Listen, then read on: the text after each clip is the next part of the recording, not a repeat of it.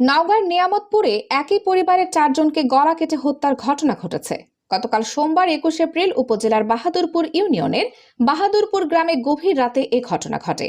নিহতরা হলেন বাহাদুরপুর গ্রামের নমির উদ্দিনের ছেলে হাবিবুর রহমান, হাবিবুরের স্ত্রী পপি সুলতানা, ছেলে পারভেজ এবং 3 বছরের কন্যা সাদিয়া আক্তার। ঘটনার সত্যতা নিশ্চিত করেছেন থানার ভারপ্রাপ্ত কর্মকর্তা ওসি মাহবুবুর রহমান। এলাকাবাসী বলেন, রাতের অন্ধকারে কে বা কারা এই ঘটনাটি ঘটিয়েছে তা জানা যায়নি। ফজরের নামাজের পর দরজা খোলা দেখে প্রতিবেশীরা ভেতরে ঢুকলে তাদের মৃতদেহ দেখতে পায়।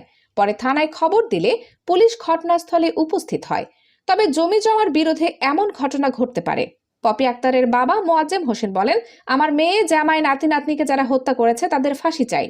থানার ভারপ্রাপ্ত কর্মকর্তা ওসি মাহবুবুর রহমান পিপিএম বলেন, 4 জনের মরদেহ পেয়েছে।